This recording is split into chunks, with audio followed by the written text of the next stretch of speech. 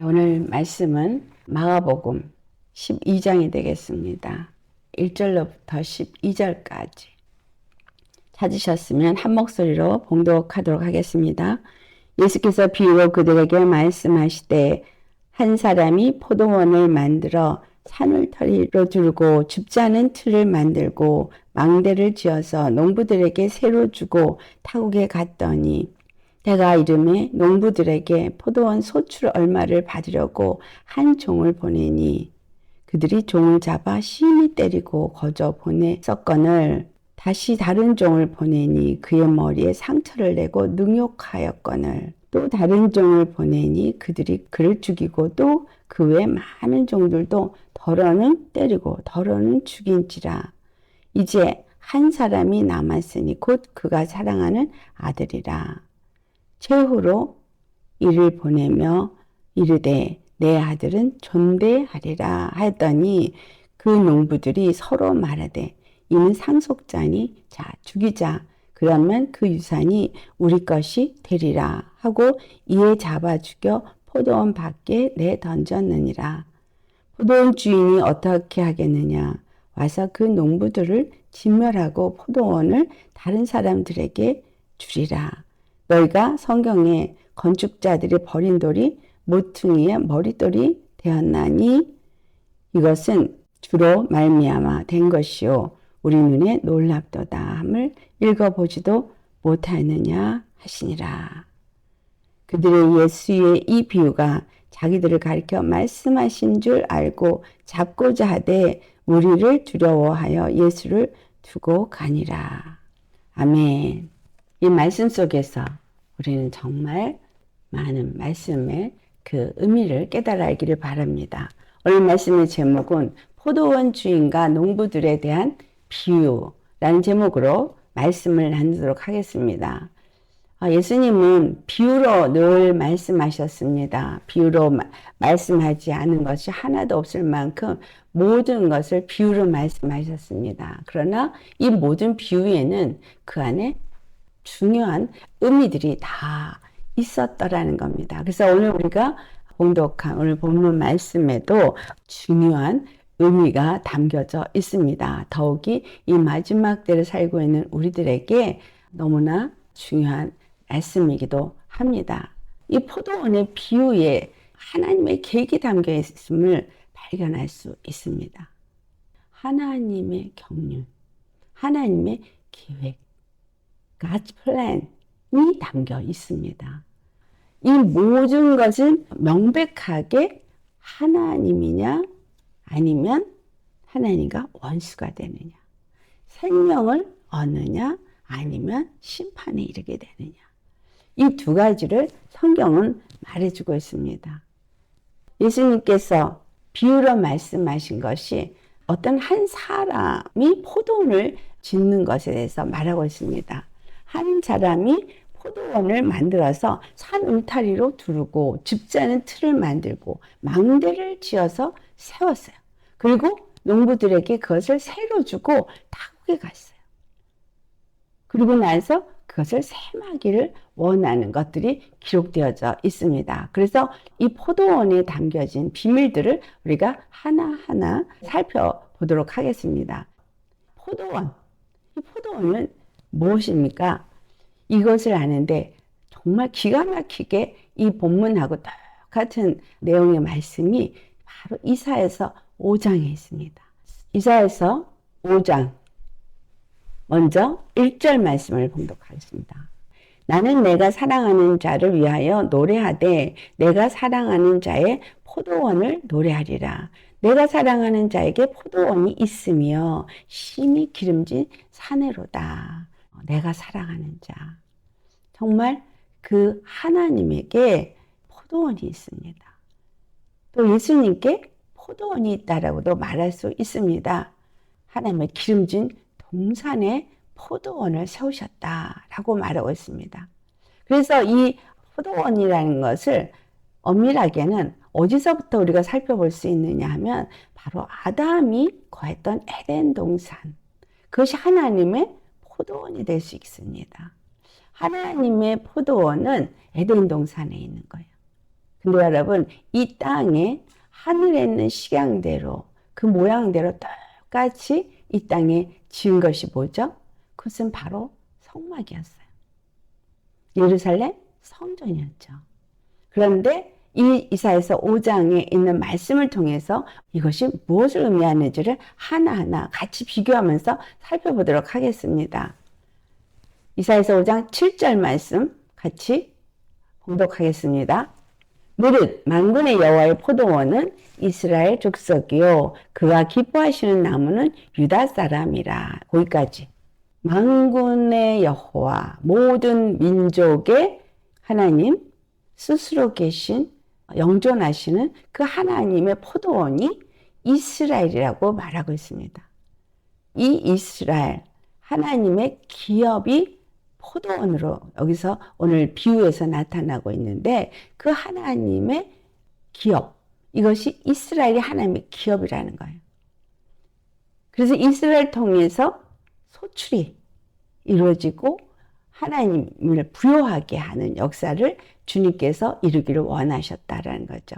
그것은 처음에는 아담에게 원했던 것이고 그 아담에게 이루어지지 못하도록 마귀가 그 포도원을 헐어버리는, 더럽히는 그 일을 이루었기 때문에 이제 하나님이 더럽혀지지 않은 포도원을 다시 세우고자 하신 것이 바로 이스라엘의 선택입니다. 이스라엘을 거룩하게 하시고 거룩한 하나님으로서 이스라엘 가운데 거하시고 이스라엘을 거룩한 나라로 세우기 위해서 그들에게 제사장 제도를 주시고 제사장 나라를 세우셔서 그 제사장을 통해서 그 나라가 거룩한 나라로 세워지게 하길 원하신 거예요. 그래서 여기서 여호와 하나님 만군의 여호와께서 세운 포도원인 이스라엘은 거룩한 포도원인 거예요. 그렇기 때문에 여기서 울타리를 둘렀다라고 말하는 그 울타리는 바로 하나님께서 이스라엘의 지경을 정하실 때 모세에게 북쪽으로 어디까지, 동쪽으로 어디까지, 남쪽으로 어디까지 아주 지경을 정확하게 이스라엘 나라로 세워질 그 울타리를 정하셨습니다. 여호와께서 기뻐하는 포도나무는 유다 족속이라고 말했잖아요. 유다 사람, 누가 하나님의 기쁨이 되겠어요? 이스라엘의 통일을 일으킨 다윗 왕이 유다 사람이죠. 다윗 왕국을 기뻐하신다 그랬는데 육으로 보여지는 다윗 왕국을 기뻐한다 라고 유대인들은 생각하겠지만 실질적으로는 유다 지파 중에 오신 예수 그리스도로 말미암아서 세워진 포도원을 기뻐하십니다. 그래서 유다 자손이 바로 그 포도나무예요. 포도원, 하나님의 포도원이 영적인 이스라엘, 그 안에 유다 지파 자손들이 포도나무고, 그래서 하나님이 거기서 기대하고 있는 건 포도 열매를 원하시는 거죠. 근데 그 포도 열매를 원하고 있는데 그들이 어떤 식으로 이제 열매를 맺었느냐라는 게 나오죠. 자, 그렇다면 오늘날 교회가 된 우리, 영적인 이스라엘로 하나님 앞에 선택된 우리들은 바로 예수 그리스도 안에서 유다 자손이 되어야 되죠.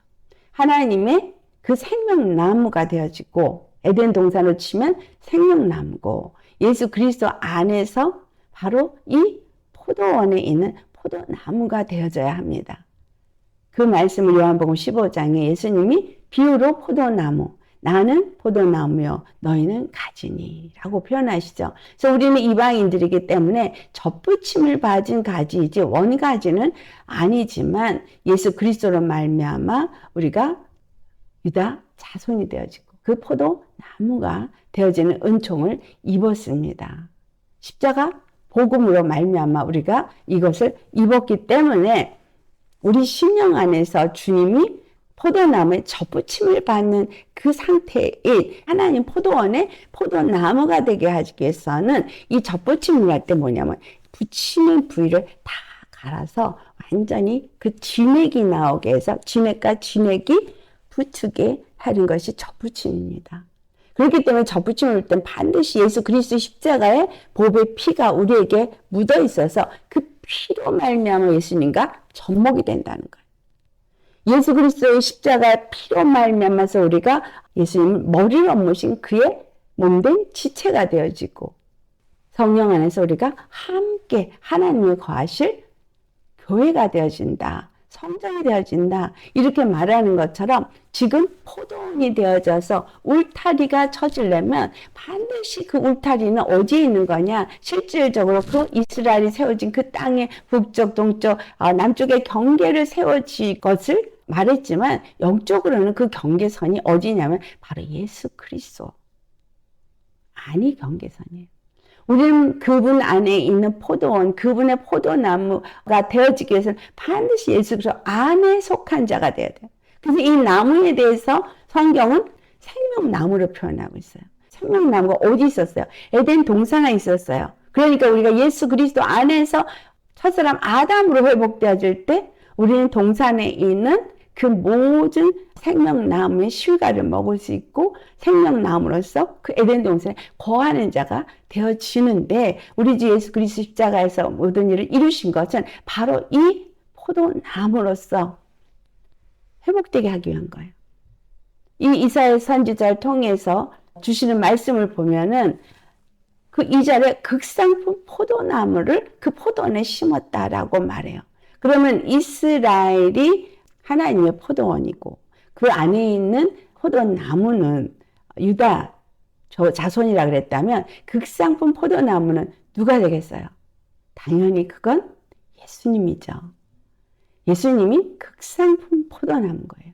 극상품 포도나무를 심었는데 하나님이 그 극상품 포도나무를 심으신 이유는 이스라엘이 그 극상품 포도나무로서 세워지도록 세웠다는 거예요. 우리가 그 하나님 만군의 여호와의 그 포도원에 심겨진 포도나무가 되어지기 위해서는 바로 그 극상품 포도나무의 뭐를 진액을 받아먹고 그 피로 극상품 포도나무가 되어져서 거기에 심겨진 나무라는 거예요. 그 극상품 포도나무는 극상품 포도 열매를 맺기를 원해서 한 것이죠. 그래서 산 울타리를 두르고 그곳에 있게 했다고 한 이 산 울타리. 그렇다면 이스라엘 백성에게는 무엇을 의미하는 걸까요? 경계를 정하신 거예요.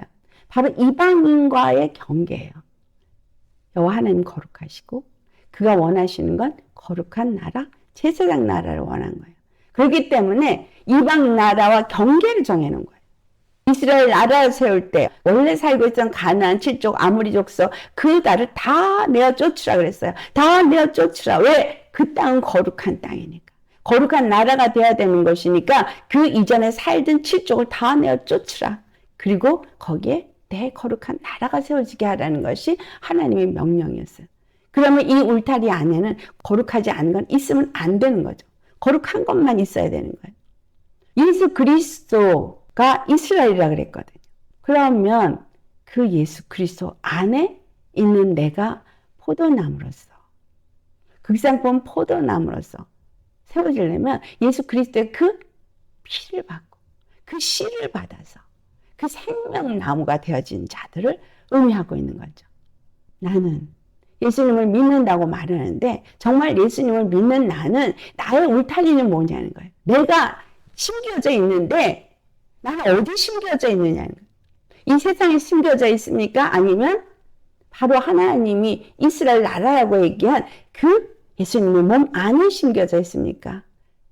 그것은 곧 에덴 동산이고 하나님의 나라라고 말할 수 있는 것이 예수님 아닌데 그 안에 심겨졌으면 우리는 참 포도나무, 극상품 포도나무, 또 어디에서는 생명나무 이렇게 표현되어지고 있는 그 나무인 거예요.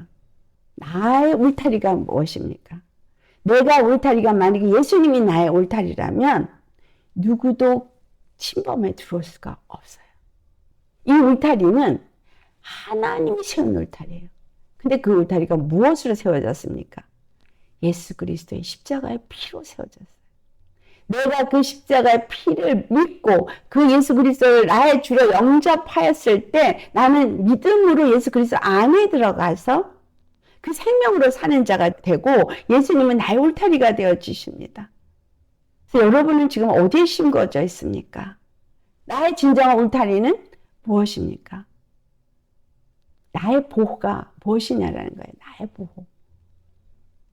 내 남편이 내 보호고 아니면 내 물질이 내 보호고 아니면 내가 갖고 있는 그 어떤 것들이 나를 보호하는 거라고 나를 행복하게 하고 나를 온전케 하는 거라고 믿으신다면 여러분은 예수님 울타리가 아닌 거죠. 그러나 오직 예수님만이 나의 울타리, 나의 보호자, 나의 산성, 나의 요새라고 고백할 수 있으면 예수님 안에 있는 자는 안전합니다. 그렇죠? 우리가 성벽을 통해서 성경은 많은 걸 우리에게 말해주고 있습니다. 성벽, 울타리잖아요. 성벽. 예수님이 예루살렘 성벽이에요. 우리는 그 안에 지체로서, 성전으로서 주 안에 세워지는 거룩한 자들인 겁니다. 그래서 이 울타리가 쳐졌다는 것처럼 주님이 경계를 정하셨는데 세상과 예수 그리스도는 반드시 경계가 쳐져 있는 거예요. 하나님의 나라와 이 땅에는 경계가 쳐져 있어요. 근데 이스라엘에게 이 경계를 쳤어요. 뭘로 경계를 쳐졌죠? 하나님과 우리 사이에 뭐가 담이 있었어요? 죄담이 있었어요. 죄담이 경계입니까? 그래서 하나님 만날 수도 없고 하나님을 볼 수도 없고 하나님 경험할 수도 없다. 하나님과 나 사이에 울타리가 죄가 막혀서 내가 하나님 앞에 갈 수가 없다면 나는 이스라엘 백성이 아닌 거죠. 나는 예수님의 그 포도원에 속한 포도나무가 아닌 거예요. 그래서 예수님이 나를 바로 그 죄의 울타리로 갇혀있는 나를 마귀가 쳐놓은 그 죄의 울타리, 죄의 담을 헐어버리고 우리를 하나님 안에 속한 그 포도원 안에 속한 포도나무가 되게 하셨기 때문에 예수님을 십자가에서 죽으시고 부활하신 이것을 믿는 믿음을 가진 사람은 반드시 하나님이 쳐준 그 울타리 안에 거야 되는 거예요. 그 울타리는 십자가의 증인으로 세워진 울타리인 거예요. 생명의 울타리인 거예요. 예수님이 우리의 산성이시고 우리의 보호시고 그래서 그 울타리에 내가 거하면 세상과 나는 구별돼야죠. 세상과 나는 짝할 수가 없는 거예요. 지난번에도 말씀하셨듯이 우리는 예수님하고 같이 동행하는 거예요.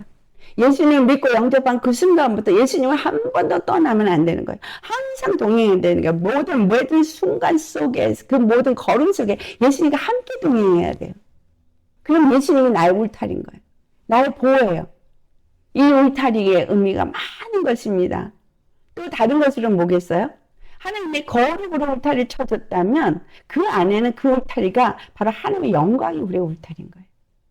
영광으로 내가 감싸있고 예수의 피가 나의 울타리고 그래서 나는 그 울타리 안에서 거룩한 백성으로 거룩한 나라로서 하나님의 백성이 되게 하나님의 포도나무가 되도록 그 포도원에 심겨졌다 이 말이에요. 그게 이스라엘인 거예요. 그게 유다 자손인 거예요. 나는 누구인가? 한번 생각해 볼 필요가 있습니다. 그 다음에 이 사람이 즙자는 틀을 갖다가 만들었어요. 이 즙자는 틀은 무슨 즙? 포도주를 만드는 틀이란 거예요. 포도주를 만드는 틀. 이사야서 5장 2절에 극상품 포도나무를 심었다 그랬어요. 그 극상품 포도나무를 심고 거기에도 똑같이 술틀을 팠다고 말해요. 술틀을 팠는데 술틀을 팠다고 말하고 나서 그 뒤에 바로 뭐라냐 좋은 포도 맺기를 바랐더니 라고 말해요. 이스라엘은 만군의 여호와의 포도원이고 유다 자손은 그 포도나무고 하나님이 기대하는 것은 좋은 포도주기 때문에 그 안에 술틀을 파서 만들어놨다는 거예요. 이 사람, 오늘 예수님 말씀하신 비유에 나타난 이 사람도 포도원 주인도 술틀을 만든 거예요. 그거를 즙자는 틀로 번역을 그렇게 해놓은 거죠.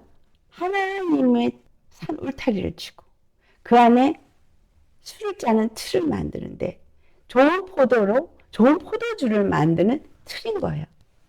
그렇다면 이 좋은 포도를 만드는 좋은 틀은 어디서 나올까요? 하나님의 성전의 지성소에 올려드리는 전제를 드릴 때 그 전제는 좋은 포도주만 드릴 수가 있어요. 그러니까 좋은 포도나무에서 좋은 포도주가 나온 것으로 전제로 드립니다. 그렇다면 이 포도주 틀을 만든 의미는 무엇을 말하겠어요? 좋은 포도주가 하나님 앞에 드려지려면 포도주는 생명을 상징하거든요. 예수 그리스도가 십자가에 죽으시고 자기 자신을 짜서 나온 피가 바로 우리에게 생명이 되어졌거든요. 우리가 피를 쏟으시고 그 생명을 우리에게 주셨거든요. 우리를 죄사함을 얻게 하는, 거룩함을 얻게 하는 그 포도주가 된 거예요. 요한복음 2장에 나쁜 포도주와 좋은 포도주 비유가 나오죠. 그럼 지금 이스라엘에게 이 포도주 틀을 만들었다는 술틀은 어떤 의미를 주고 있어요? 바로 율법을 그들에게 주셨다는 거예요. 율법을 주어서 그 율법을 통해서 생명을 얻는 의를 행하는 그와 같은 하나님의 나라, 하나님의 백성이 되게 하기 위해서 좋은 포도주는 좋은 포도 열매에서 나와요. 그 포도주는 바로 예수 그리스도의 피를 상징해요. 그것은 바로 우리에게 구원을 주고 생명을 주는 것을 의미합니다. 그렇다면 하나님이 생명을 얻게 하기 위해서 그 포도 열매가 맺히고 좋은 포도주가 나오게 하기 위해서 술틀이 주어진다는 것은 우리를 짜는 그 술틀은 뭘까요? 바로 율법이라는 거예요. 자, 그럼 율법 앞에서, 이 술틀 앞에서 우리를 짤 때 우리에게서 뭐가 나와야 된다는 거예요? 생명이 나와야 된다는 거예요. 하나님이 받으실 영과 진리가 우리에게서 나와야 하나님이 전제로 받으실 수 있는 겁니다. 예배를 드릴 때 여러분이 예배 속에서 지금 말씀 앞에서, 율법 앞에서 우리를 짤 때 나에게서 뭐가 나오느냐? 불의가 나오느냐? 아니면 하나님 원하시는 그 공의라고 번역되어지는 righteousness가 나오느냐? 우리 안에서 거짓이 나오느냐? 진리가 나오느냐? 항상 이것은 어디서 나와요? 율법 앞에서. 율법은 뭐예요? 이것은 의고, 이것은 불이다. 이걸 가르쳐준 게 율법이에요. 그래서 율법을 줘서 이게 의고 이게 불이라고 가르쳐주고 의를 행하고 불의를 행하지 말아라. 이건 정한 거고 이건 부정한 거다. 정한 것을 먹고 부정한 것은 먹지 마라. 정한 길을 하고 부정한 길은 행하지 말아라. 그리고 이 부정한 것을 만졌을 때 어떻게 하면 정해지느냐? 빨리 정해지게 하려면 이렇게 해라. 이걸 율법이 가르쳐줬어요. 그래서 우리는 율법 앞에서 내가 좋은 포도주를 내기 위해서 율법은 초등교사로서 죄를 깨닫고 바로 예수님께 갈 수 있게끔 길을 만든 게 율법이에요. 회개라는 것을 만들어주는 게 율법인 거예요. 그래서 내가 의를 행하지 않고 불의를 행했으면 빨리 회개하고 예수 그리스도께 가서 그 피를 힘입어서 좋은 포도주가 되어야 되는 거예요.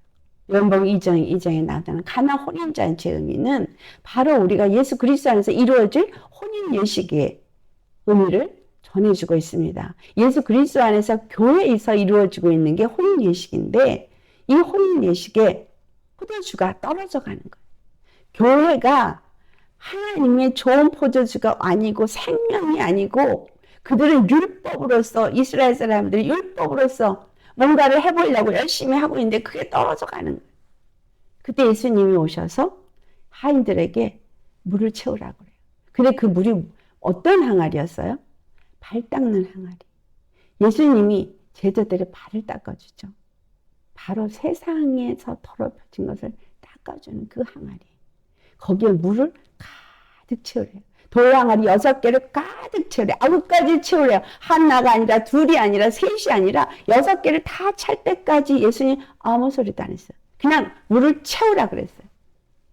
6항아리를 다 채우니까 그때서 예수님이 연회장에게 떠다 줘라. 그걸 떠다 주니 물이 변하여 포도주가 되는데 가장 좋은 포도주가 돼서 연회장이 아니 어떻게 이렇게 끝까지 이렇게 좋은 포도주를 남길 수 있느냐라고 극찬하는 이야기가 나옵니다. 물이 변하여 포도주가 되는 걸 누가 알았어요? 하인만 알아요. 아무도 몰라요. 하인은 물을 채운 사람이에요. 그러니까 물이 포도주가 되는 거를 하인은 알아요. 여러분, 하나님이 우리에게 뭘 원하시나요? 내가 포도나무다.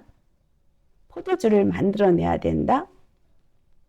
이런 의미에서 우리가 뭐하고 접목을 시키냐 하면 바로 이 물 떠다 준 하인하고 접목을 시키면 되겠습니다. 물을 채우라 그랬어요. 아구까지 채우라 그랬어요. 6아구를 다 채우라 그랬어요. 6돌 항아리. 바로 우리 인간들이 6이라는 숫자는 사람 숫자를 의미하고 있어요. 나에게 말씀을 채워서, 말씀을 아구까지 채워서, 여러분 완전 여기까지 꽉 채워서 흘러 넘쳐날 정도로 여러분의 말씀을 채우면, 물을 채우면 그 말씀으로 내가 깨끗하고 정결해진 심령 속에 말씀이 채우면 그 말씀이 입을 열어서 생수의 강으로 흘러내려갈 때 사람들에게 생명을 나눠주는, 기쁨을 주는 좋은 포도주가 될 수 있죠. 그래서 술틀은 이스라엘에게는 율법이 되지만 오늘날 우리에게는 술틀은 바로 십자가가 되겠죠. 내가 어디에서 짜져야 돼요. 십자가 앞에서 짜져야 돼요. 예수님 십자가에서 죽으심으로 물과 피를 쏟은 것처럼 내가 십자가에 죽어지고 육의 사람이 죽어지고 내 안에서 오직 영적인 하나님이 받으실 만한 말씀, 진리, 생명, 이것만 나올 수 있게 하는 건 십자가거든요.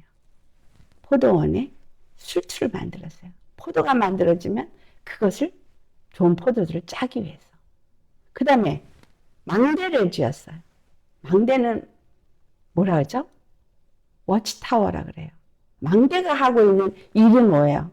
망대는 포도원을 지키기 위해서예요. 포도원을 허는 작은 여우를 잡으라. 여러분 기억하시죠? 작은 여우, 작다는 거예요. 포도원의 그 울타리가 어딘가 구멍이 뚫어지면 작은 여우가 들어와서 그 포도를 탁 물어서 다 터뜨려 버리고 제대로 된 포도 열매를 만들 수 없게 만드는, 건질 게 없게 만드는 이 작은 여우가 왜 작은 여우인 줄 아세요? 아주 작은 거, 뱀의 꼬리같이 아주 작은 게 내 안에 들어와서 온전한 포도 열매를 맺을 수 없게 한다는 거예요. 울타리가 어딘가 구멍이 뚫어졌기 때문에 들어오는 거예요, 이 작은 여우는. 망대는 그런 여우를 막는 것도 있지만 적군들이 와서 그 땅, 그 기업을 빼앗지 못하게 막기 위해서 깨어있는 파수꾼을 의미하기도 합니다. 자, 그렇다면 이 포도원에 세워진 망대는 영적으로 뭐가 될까요? 이스라엘이 포도원이고 그리고 그 안에 유다 자손이 포도나무라면 망대는 뭐가 되겠어요? 바로 그들이 거룩한 하나님의 백성으로서 그들을 지키고 보호하고 그리고 잘못 원수들에 의해서 우상을 섬기거나 이렇게 되는 걸 막는 역할을 하는 게 바로 제사장이에요. 제사장은 영적인 시각에서 보고 알고 가르쳐야 돼요. 잘못 가고 있는 것을 얘기하죠. 작은 여우가 들어간 거를 말해줄 수 있어야 되는 거예요. 그래서 이 망대는, 교회 망대는 바로 주의 종이에요. 목사님들, 이스라엘에게는 제사장들, 그 이스라엘의 장로 지도자들, 그들이 바로 망대예요. 망대를 세운 이유는 뭐야? 이스라엘이 거룩한 백성으로서 하나님의 나라로서 잘 제사장 나라가 되어지도록 해야 하는 책임이 그들에게 있는 거예요. 망대에서 지키는 파수꾼은 반드시 그 일을 해야 되는 거예요. 여러분 파수꾼에 대해서 에스겔서 18장과 33장에 말하죠. 네가 만약에 그 잘못을 저지른 걸 네가 말을 하면 그 사람이 그걸 들으면 그 사람이 돌이켜 회개를 할 것이고 만약에 네가 말을 했는데도 그 사람이 듣지 않으면 그 죄는 그 사람에게 돌아오고 너에게 책임이 없어. 그러나 만약에 그가 잘못 가고 있는 것을 알고서도 네가 말을 하지 않으면 파수꾼으로서 네가 말을 하지 않으면 그 핏값을 내가 너에게 묻겠다 라고 말해요. 그래서 교회 영혼들이 잘못 가고 있는 걸 지적을 안 해주면 그 핏값을 누가 물어야 돼요? 목사가 물어야 돼요. 이스라엘의 거룩한 백성이 아니고 잘못 우상으로 가게 만들면 그 책임이 제사장에게 있고 왕에게 있어요. 이 망대. 그래서 각 가정마다 하나님 제사장을 세우죠. 그래서 그 가정에 거룩한 가정이 되는지, 거룩한 내 자녀들이 되어지는지 그래서 항상 유대인들은 그 식탁 테이블에서 아버지가 율법을 가르쳐주고, 그래서 그 자녀들은 늘 율법을 그 식탁에서 배웁니다. 아버지가 그 가정의 머리거든요. 근데 요즘엔 아버지들이 잘 안 믿다 보니 누가 제사장 역할을 하게 돼요? 아내가, 여자. 유대인들도 다 변질되고 다 혼납이 돼버려가지고 이제는 유대인을 엄마가 유대인인 사람만 유대인으로 취급을 합니다. 왜냐? 씨가 다 뒤죽박죽이 돼버렸기 때문에 유대인을 낳은 유대인을 낳는 건 유대인이라고 생각하기 때문에 엄마가 유대인이에요, 유대인인 거예요. 우리 주 안에서 정말 이 주인이 이와 같이 한 것은 정말 좋은 포도를 얻고 좋은 포도주를 얻기 위한 거죠. 이 모든 것은 지금 바로 하나님이 그 포도원의 주인인 것을 말해주고 있습니다. 예수님이 그걸 지금 이스라엘 사람들에게 말하고 있는 거예요. 그래서 포도원을 지키도록 망대를 세운 것처럼 제사장을 세우고 제사장을 통해서 거룩한 백성이 되도록 가르치도록 하고, 또 교회에서는 목사를 세워서 성도들을 가르쳐서 정말 참된 길, 진리의 길, 거룩한 길로 가서 거룩한 나라, 거룩한 백성이 되어지도록 해야 되는 그 일을 해야 되는 겁니다. 그것을 하지 못한 자에게 그 책임을 묻게 됩니다. 이제 마지막으로 여기서 보니까 농부들에게 세를 주고 타국에 갔다고 말했어요. 자, 이 농부가 누구겠어요? 하나님이 제사장들에게 맡기잖아요. 백성들을 맡기잖아요. 유다 백성들을 맡겼어요. 그러니까 지금 예루살렘 성에서 대제사장 역할을 하는 사람, 지도자 역할을 하는 사람, 장로, 이런 지도자들인데 이들이 거룩한 포도 열매를 맺도록 잘 그 포도나무를 가꾸어야 되는 역할이 농부 역할인 거예요.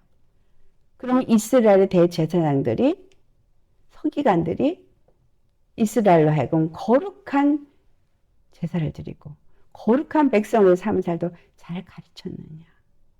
그렇지 않았다는 거예요. 그래서 이 농부들이 세를 주고 멀리 가서 그 포도나무를 잘 가꾸도록 세를 주었는데 이 농부들은 그렇게 하지 않은 것을 오늘 본문에서 말하고 있습니다. 이사야서 5장 4절을 보면 하나님이 이스라엘 향해서 어떻게 했는지를 말해주고 있어요. 이사야 선지자의 입을 통해서 뭘 말하냐? 하나님은 모든 것을 최고로, 최상으로 그들을 이끄셨고 거룩한 나라가 되도록 세우셨다는 것을 말해주고 있습니다. 이사야서 5장 4절 우리 같이 봉독해 볼까요? 내가 내 포도원을 위하여 행한 것 외에 무엇을 더할 것이 있으라. 내가 좋은 포도 맺기를 기다렸거늘 들포도를 맺음은 어찌 됨인고. 모든 것을 최상의 것을 극상품 포도나무를 심었고 울타리를 두르고 술틀도 만들고 또 망대도 세우면서 그 포도를 아름답게 꾸며놓고 세를 주고 갔는데 그 농부들이 참 포도를 맺게 만든 게 아니라 들포도를 맺게 만들었다는 거예요. 우리에게 예수님이 십자가의 보혈을 흘려주셨습니다. 그리고 그 진리의 말씀 십자가 복음으로 우리로 거룩한 백성이 되게 하여 주셨어요. 이것을 교회 제사장인 목사님들이 잘 가르쳐야 되죠. 어떻게 해야 거룩한 삶을 사는지, 거룩한 백성으로서 하나님이 원하시는 그 참 포도 열매를 맺는지, 참 포도 나무인 예수님과 우리가 어떻게 접붙임을 받아서 참 포도 열매를 맺을 수 있는지를 잘 가르쳐야 되는 거예요. 근데 그렇게 하지 않으면 교회에서 어떤 열매가 맺혀지겠어요? 들포도가 맺혀지는 거예요. 이스라엘에게 극상품 포도나무를 심었는데 들포도가 맺어진 것처럼 오늘날 교회에도 참 포도 열매가 나오는 게 아니라 들포도가 맺혀지고 있으니 참 그리스도인을 찾아보기가 어렵더라 라는 말이 나오는 거예요. 어느 교회를 가야 될지 잘 모르겠어요 라는 말이 나오는 거예요. 예수 그리스도는 우리에게 최상의 것을 주었습니다. 부족합니까? 우리에게 무엇을 주셨어요? 생명을 주셨어요. 그거보다 더한 것은 없습니다. 십자가에 죽기까지 하시면서 우리에게 최고의 것을 주셨어요. 그 피를 뿌려서 우리를 죄사하게 하시고 우리를 거룩하게 하셨어요. 이 세상에 그 어떤 것으로도 우리를 거룩하게 할 것이 없는데 그분의 몸을 찢으시고 우리의 죄를 그 몸에 다 담당하시고 우리가 거룩할 수 있는 길을 완전히 열어놓으셨어요. 그런데 우리는 그 예수 그리스도 안에서 완전한 거룩한 길에 들어가서 거룩한 자로서 참 포도나무로서 정말 하나님 원하시는 참 포도 열매를 맺고 있습니까? 아니면 그 제사장 노릇을 산다는 목사들은 참 포도 열매를 맺도록 그들에게 가르치고 있습니까? 우리 한번 생각해 봐야 돼요. 이 농부들이 도대체 어떻게 한 거예요? 포도원을 세우신 여호와 하나님의 의도는 무엇인지 이사야서 5장에 분명하게 말해주고 있습니다.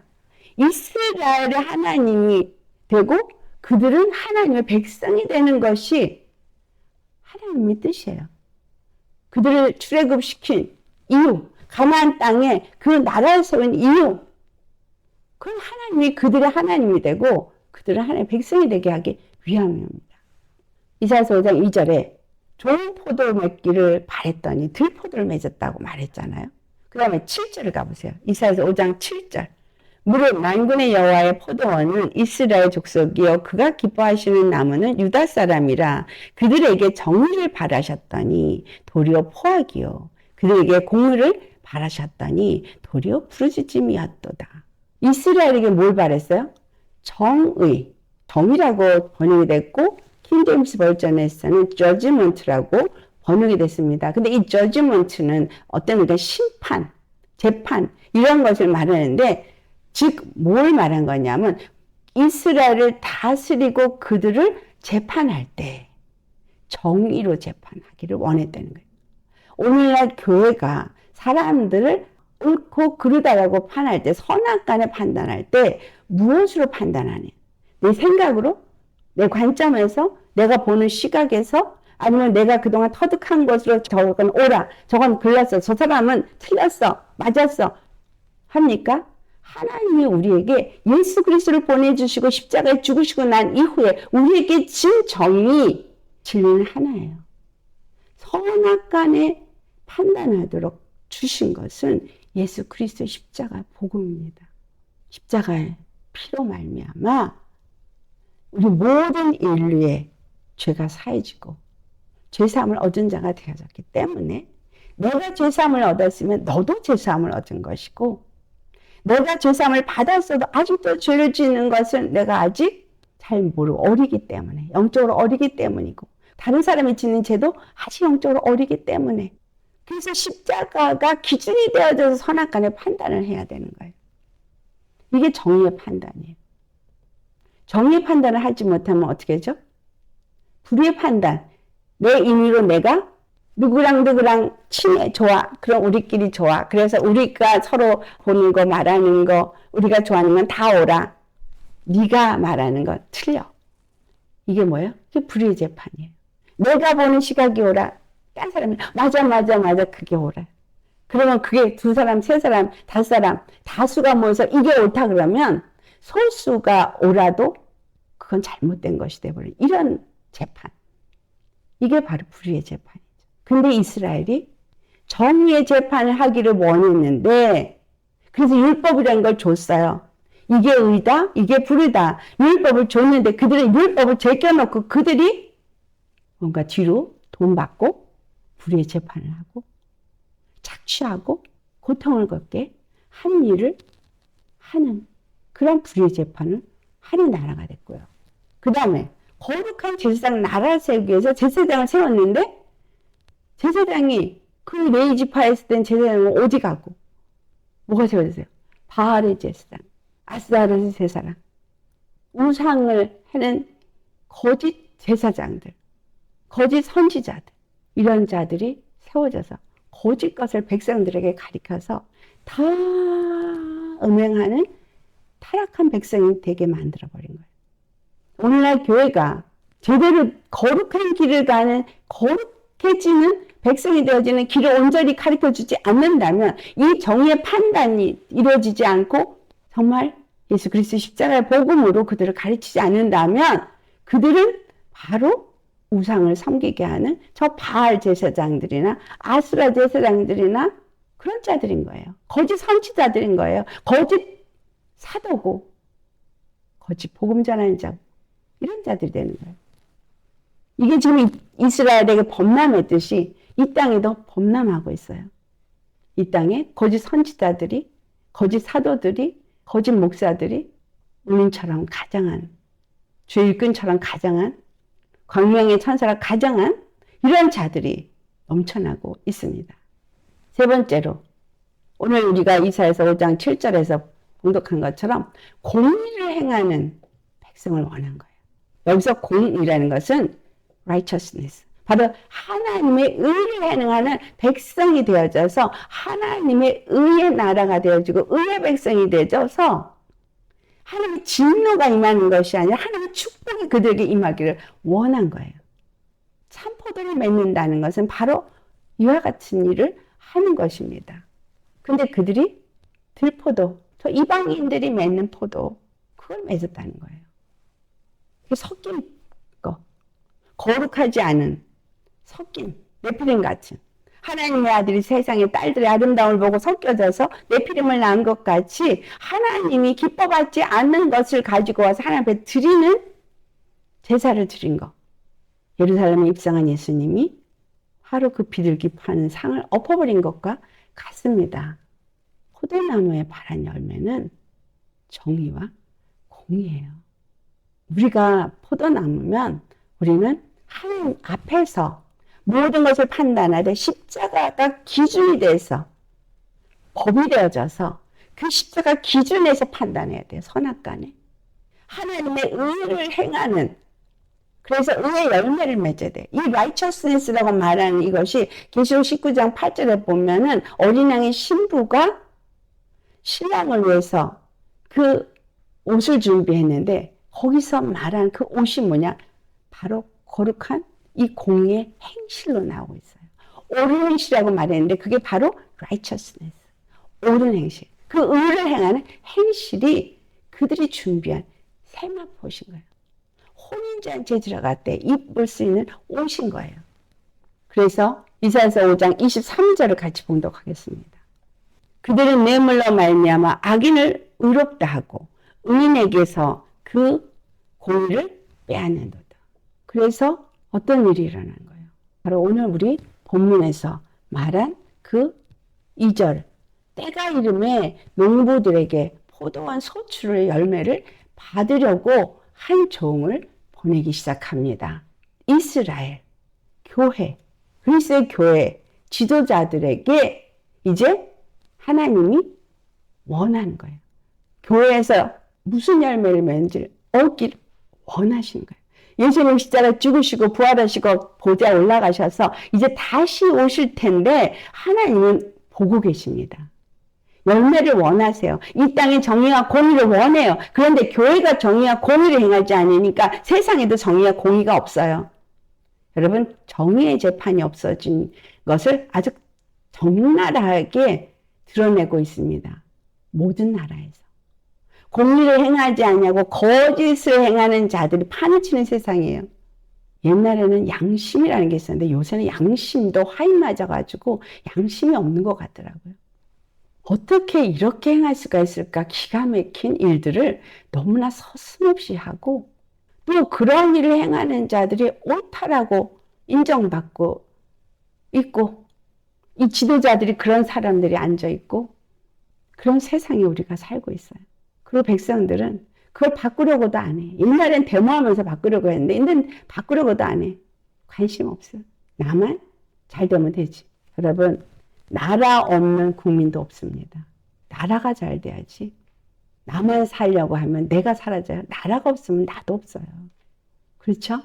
이 포도원을 맡긴 이 농부들, 주인이 그 소출을 원해가지고 종을 보내는데 때려서 빈손으로 돌려보내고 또 막 망신을 주고 어떤 사람은 죽이고 이게 무슨 일이에요? 이스라엘 나라를 세우고 유대 왕으로 다윗을 세워서 그 이스라엘 나라가 굳건하게 세워지게 했는데 그들이 우상을 섬기고 들포도를 맺으면서 자꾸 변질되니까 주님이 원하는 건 정의야, 공의라고 종을 계속 보내는 거예요. 종을 보내니까 선지자를 보내는 거죠. 선지자를 보내니까 선지자를 죽이는 거야. 하나 죽이고 둘 죽이고 셋 죽이고 때리고 이스라엘에게 행한 것으로 우리에게 표본이 됩니다. 오늘날 참된 주의 종은 오히려 세상에서 인정을 받지 못하고 오히려 거짓 복음을 전하는 자들이 더 이름이 높여져 있어요. 더 인정받아요. 양머리들은 훨씬 더 그런 데가 많아요.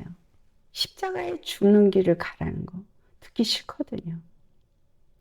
믿고 다 내려놔 세상의 거를 버리고 거룩한 이 길, 십자가의 길을 가라 그러니까 세상이 좋으니까 사람들이 빛보다 어둠을 더 사랑함으로 빛 가운데 나오기를 기뻐하지 않는다는 말씀처럼 그렇게 가는 거예요. 그러니까 어딜 좋아해요?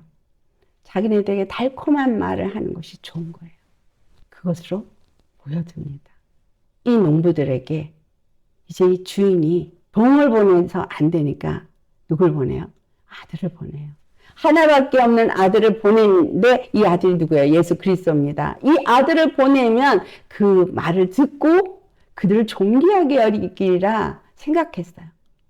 그런데 바리새인, 대제사장, 서기관들 이들은 예수 그리스도를 십자가에 못 박아 죽입니다. 성 밖으로 내어 던집니다. 존귀하게 여기기는커녕 주인의 아들을 죽이고 그들이 뭘 원했어요? 이 아들은 상속자니까 저를 죽이면 이 포도원이 우리 것이 되지 않겠느냐? 하고 죽였어요. 예수 그리스도를 죽인 대제사장, 바리새인, 서기관들 이들은 예수를 죽이고 자기가 성전에서 자기 마음대로 자기 멋대로 자기 권세를 부리고 사용하겠지만 그러나 중요한 것은 여기서 우리에게 예수님이 하고 싶은 말, 진짜 하고 싶은 말은 니네들이 이런 짓을 하는 농부라고 말하고 싶고 그리고 그냥 거기서 끝나는 게 아니라 이들이 깨닫고 회개하기를 원하시는 거예요. 자, 이 말씀이 이사야서에도 똑같이 기록이 되어져 있는데 이사야서 5장 21절을 봉독하시겠습니다. 스스로 지혜롭다 하며 스스로 명철하다 하는 자들은 화했을진저. 거기 다 그 얘기를 하여 어떤 화가 그들에게 임할지 말을 하고 있는데 이걸 다 읽을 수는 없으니까 여러분들이 개인적으로 이사야서 5장을 읽으시기 바랍니다. 포도원 주인이 그래서 어떻게 되죠? 종을 보내도 안 돼. 아들을 보내니까 아들까지 죽여.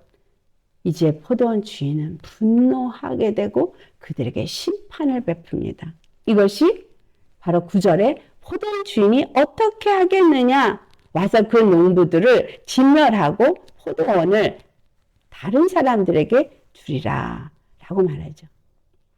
여러분 이사야서 5장 5절에도 같은 말을 하고 있는데 우리 같이 봉독합니다. 이제 내가 내 포도원에 어떻게 행할지를 너에게 이르리라. 내가 그 울타리를 걷어먹힘을 당하게 하며 그 담을 헐어 짓밟히게 할 것이요. 또 24절 25절 이로 말미암아 불꽃이 그루터기를 삼킨같이 마른 풀이 불 속에 떨어짐같이 그들의 뿌리가 썩겠고 꽃이 티끌처럼 날리리니 그들이 만군의 여호와의 율법을 버리며 이스라엘의 거룩하신 이의 말씀을 멸시하였습니다. 그러므로 여호와께서 자기 백성에게 노를 발하시고 그들 위에 손을 들어 그들을 치신지라. 산들은 진동하며 그들의 시체는 거리 가운데에 분토같이 되었도다. 그럴지라도 그의 노가 돌아서지 아니하였고 그의 손이 여전히 펼쳐져 있느니라. 여러분 이스라엘 북왕국은 아수르를 통해서 완전히 무너집니다. 완전히 BC 722년에 무너집니다. 그 뒤를 따라서 그 완전히 황폐해진 이스라엘 보고서로 유다가 회개하지 않아서 결국은 유다도 바벨론 느부갓네살 왕에 의해서 완전히 무너집니다. BC 587년, 6년 계속해서 완전히 무너뜨리고 포로로 잡혀가요. 이게 지금 이사야서 5장에 기록이 되어져 있는데 이 말씀이 그래서 이사야서 5장 6절에 뭐라 그럽니까? 내가 그것을 황폐하게 하리니 아예 그냥 성들이 남아있는 것이 하나도 없게끔 하는 거예요. 밭이 하나도 포도나무가 없고 무화과나무가 하나도 없는 완전한 멸망된 상태로 황폐라는 단어를 씁니다. 다시 가지를 자름이나 북을 돋우지 못하여 찔레와 가시가 날 것이며 내가 또 구름에게 명하여 그 위에 비를 내리지 못하게 하리라 하셨으니, 그래서 완전히 이 이스라엘 땅이 패망하게 되는 것을 이 이사야서에 말하고 있습니다. 이사야서 5장 9절 10절 같이 봉독합니다. 만군의 여호와께서 내게 말씀하시되 정령이 허다한 가옥이 황폐하리니 크고 아름다울지라도 거주할 자가 없을 것이며 여름가리 포도원에 겨우 포도주 한 바트가 나겠고 한 호멜에 종자를 뿌려도 간신히 한 에바가 나리라 하시도다. 완전히 무너지는 거예요. 바벨론 느부갓네살 왕에 의해서 이사야서 5장 13절에 기록된 것처럼 나라 왕족들과 귀족들이 다 잡혀가거든요. 근데 13절에 뭐라 해요? 내 백성이 무지함으로 말미암아 사로잡힐 것이요 그들의 귀한 자들은 굶주릴 것이요 무리는 목마를 것이라. 그리고 14절에서 15절에는 그 수월의 욕심이 찰 때까지 무너지게 한다는 말이 기록되어져 있어요. 수월의 욕심이 크게 내어서, 수월이 뭐예요? 지옥, 음부가 삼키는데 욕심을 낸다는 거예요. 적당히 하고 멈추는 게 아니라 완전히 자기가 원하는 대로.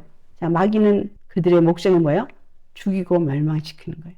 근데 그 욕심이 꽉 다 찰 때까지 죽이고 멸망시키는 일을 할 거라는 거예요. 무너지는 일을 할 거라는 거예요. 그래서 많은 자들이 무너져서 완전히 자기 그 수월, 음부, 마귀가 배부르다고 이제 됐다 할 때까지 무너뜨린다는 거예요. 그로 인해서 존귀한 자는 낮아지고 오만한 자는 눈도 낮아질 것이라고 말씀하고 있습니다. 자, 하나님의 나라가 세움을 입을 때 그들은 하나님이 아름다운 나라로, 거룩한 나라로 세웠는데 이들이 완전히 패망을 하게 됩니다. 그들의 패망으로 말미암아 뭐가 됐죠? 농부들을 진멸하고 다른 사람의 그 포도원 밭을 넘기는 것. 이게 바로 복음이 이방인에게 넘어지게 된 거예요. 9절에 이 포도원을 다른 사람에게 주리라. 에베소 교회 계시록 2장 촛대를 옮기라는 말이 나와요. 우리가 하나님의 부름받은 교회로서 어떤 역할을 기대하기 원하는데 정말 제대로 된 교회가 되지 못하면 촛대가 옮겨진다는 얘기는 성령이 떠난다는 얘기예요. 오늘날 많은 교회가 성령이 떠나서 사실상 겉으로는 번듯하고 보기 좋을지 모르지만 하나님의 영이 없어요. 예배를 드린다고 하지만 거기에는 들포도만 맺고 있습니다. 하나님의 포도원이 아닌 거예요. 이 마지막 때 세상에 임할 하나님의 역사가 어떤 역사냐? 우리가 이 본문 10절과 12절 말씀에 기록된 것을 보겠습니다. 건축자들이 버린 돌이 모퉁이의 머릿돌이 되었나니 이것이 주로 말미암아 된 것이요 우리 눈에 놀랍도다 함을 읽어보지도 못하였느냐 라고 말하는데, 이거는 베드로전서 2장 6절에서 8절에 나오는데 건축자들이 버린 돌과 모퉁이의 머릿돌이 되신 예수 그리스도에 대해서 기록을 하고 있습니다. 건축자들이 버린 그 돌이 모퉁이의 머릿돌이 되고, 이게 7절 끝부분에 기록이 되어져 있죠. 그리고 그것은 부딪히는 돌과 걸려 넘어지게 하는 바위가 되었다 하였느니라. 그들이 말씀을 순종하지 아니함으로 넘어지니 이는 그들을 이렇게 정하신 것이라. 하나님의 말씀, 십자가 복음 외에 다른 구원의 이름 주지 않았어요. 그 말씀을 따라 순종하지 아니하면 결국은 마지막 때 그 말씀이 심판을 합니다. 그래서 이스라엘이 이렇게 버린 돌이 되어지고 예수님은 건물의 모퉁이의 머릿돌이 되어지셔서, 이 말이 무슨 의미예요? 시작을 예수님이 하시고 끝을 예수님이 마치셨다는 말을 의미하고 있어요. 지금 마지막 때에 이루어질 일을 지금 이 본문에서 말씀하고 있는데, 예수 그리스도가 십자가에서 죽으시고 부활하시는 것은 그들의 승리가 아니에요. 예수님의 실패가 아닙니다. 예수님 십자가에 죽으심으로 무슨 일을 하신 거예요? 마귀를 진멸하셨어요. 우리를 죄를 사해줬어요. 그리고 우리를 알고 구원을 얻을 수 있고 마귀의 죄의 종에서부터 속량받는 길을 만드셨어요. 그들은 율법을 사용해서 율법으로 예수님을 참수하고 정죄하고 십자가에 죽었지만 율법주의자들은 예수님을 버린 자들이 되는 거예요. 자기네들이 버린 돌이 그들을 넘어지게 하고 음부로 떨어지게 하는 돌이 되어진 거죠. 두 번째로 예수 그리스도는 그렇게 버려졌지만 성전의 모퉁이 돌이 되셨으면서 바로 십자가로 율법을 완성한 모든 것을 다 마친 머릿돌도 되셨습니다. 예수 그리스도가 이 모든 일을 어디서 행하셨어요? 십자가에서 행하셨어요. 십자가에 죽으시고 부활하시면서 의로운 재판장이 되신 거예요. 무엇이 의로운 정의의 재판인지를 보여주신 거예요. 그를 믿는 자들이 바로 공의의 삶을 살고 공의로 옷 입도록 해주신 것이 생명의 성령의 법 안에 살게 하는 예수 그리스도의 구원입니다. 예수님은 성경 창세기부터 계시록까지 기록된 이 모든 말씀은 하나님의 구원을 기록한 것이고 예수 그리스도를 통한 구원이고 십자가의 피를 통해서 이루어지는 구원이고 예수님은 그로 인해서 그 피로 낳은 자들이 그들의 백성이 되어지고 하나님은 그들의 하나님이 되는 것을 기록한 것입니다. 이 모든 것은 십자가와 예수 그리스도를 빼놓고는 이루어지지 않습니다. 예수 그리스도 안에서 모든 믿는 자들은 유대인만이 아니고 이제는 하나님의 거룩한 나라가 되어지고 또 그의 소유된 백성이 되어진 자들로 인해서 세워지는 거예요. 베드로전서 2장 9절에 나오는 말씀이죠. 여러분 우리 잘 아시죠? 너희는 택하신 족속이요. 또 왕같은 제사장이요. 거룩한 나라요. 그의 소유된 백성이니. 그렇죠? 우리는 이런 사람이 예수 그리스도로 말미암아 되었습니다. 왜? 이는 너희를 어두운 데서 불러내어 귀한 빛에 들어가게 하신 이의 아름다운 덕을 선포하게 하려 함이라. 이렇게 말하는 거예요. 십자가의 복음, 우리를 어두운 데서 건져내서 귀한 빛인 하나님의 나라에 들어가게 하신 그분의 그 아름다운 십자가의 복음을 선포해서 알려서 많은 사람들을 구원에 이르게 하기 위한 것이라는 거예요. 그래서 마지막 때 하나님은 이와 같이 예수 그리스도 안에 있는 자들에겐 구원이 되지만 이 지금 그 포도원에 들포도를 내게 만들고 아들을 죽인 저 농부들은 심판을 당하게 되는 거예요. 예수 그리스도에게 속한 남은 자들만 거룩한 나라로 세워집니다. 이 땅에. 자, 이것을 어디에 말했어요? 스가랴서에 말해요. 우리 마지막으로 스가랴서 차서 함께 봉독하겠습니다. 스가랴서 13장 8절과 9절 말씀. 여호와가 말하노라 이 온 땅에서 3분의 2는 멸망하고 3분의 1은 거기 남으리니 내가 그 3분의 1을 불 가운데에 던져 은같이 연단하며 금같이 시험할 것이라. 그들이 내 이름을 부르리니 내가 들을 것이며 나는 말하기를 이는 내 백성이라 할 것이요 그들은 말하기를 여호와는 내 하나님이시라 하리라. 여러분 계시록에 보면 3분의 1을 죽인다. 3분의 1이 죽는다. 별 3분의 1이 땅에 떨어진다. 계속 나오죠. 해가 총단같이 검어지고 달이 피같이 변해. 믿는 자들이 다 믿음에서 떠나고 무너지는 것을 기록하고 있습니다. 영적으로 죽는 것뿐만이 아니라 육적으로도 죽는 것을 말하고 있어요. 그러니까 하나님의 심판이 이 땅에 어떻게 이루어져요? 이스라엘과 유다 땅이 완전히 황폐해질 때까지 적군을 일으켜서 그 전쟁에 의해서 그들이 완전히 쑥대밭이 됩니다. 완전히 황폐해져서 가시덤불과 엉겅퀴만 나게끔 만들어요. 이 땅이 그렇게 될 것입니다. 이 땅에 하나님의 심판이 임할 것입니다. 그래서 우리는 환난의 때라고 말해요. 하나님 안에 예수 그리스도의 피로 원하시는 포도나무로 있는 사람들 외에는 다 죽게 됩니다. 그래서 이 땅에 3분의 1만 남는다고 말하고 있잖아요. 여러분, 끝까지 남아있는 자가 구원을 얻어요. 그 말씀이 마태복음 24장 13절에 나오죠.